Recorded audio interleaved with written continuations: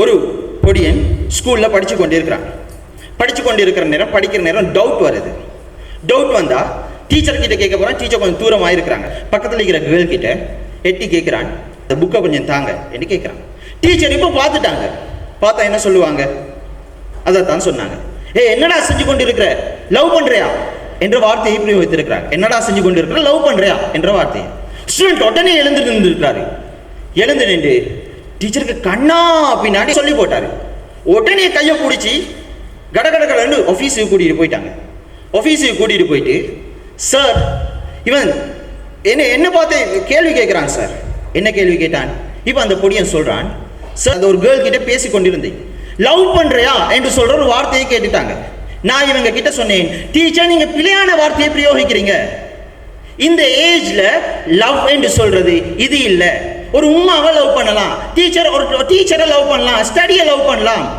நீங்க ஏன் இந்த அற்புதமான இந்த வார்த்தைக்கு இவ்வளவு பிழையான ஒரு மீனிங் கொடுக்குறீங்க என்று கேட்டான். இப்போ அந்த சார் என்ன செஞ்சிட்டாருண்டா, வா எங்க ராஜா படிச்ச என்று கேட்டாங்க. இதெல்லாம் எங்க ராஜா படிச்சேன் அந்த படிச்ச அந்த அந்த பதில் சொல்லி அந்த ஸ்கூல்ல ஒரு பெரிய ரணகணத்தை உருவாக்கி அந்த ஸ்டூடெண்ட் கொஞ்சம் கையெழுத்து காட்டுங்க. Good super Omar, good super. இங்கதான் அந்த ஸ்டூடெண்ட் இருக்கிறாரு. இப்படிப்பட்ட ஒரு விடயத்தை உருவாக்கி காட்டி அந்த ஸ்கூல் அந்த சார் போயிட்டு அந்த எல்லாருக்கிட்டையும் போய் சொல்றாங்க.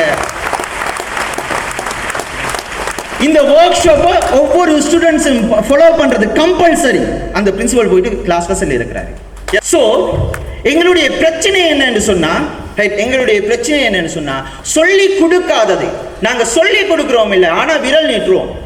இன்றைக்கு எத்தனையோ பேச்சுக்கள், எத்தனையோ விஷயங்கள் எங்களுடைய இளைஞர்கள் மீது எப்படி கொடுக்கப்பட்டு கொண்டிருக்கின்றா. காலம் கெட்டு போச்சு, உலகம் மாறிடுச்சு, அது தப்பு இது தப்பு, அப்படி நடந்துக்கிறாங்க இப்படி நடந்துக்கிறாங்க.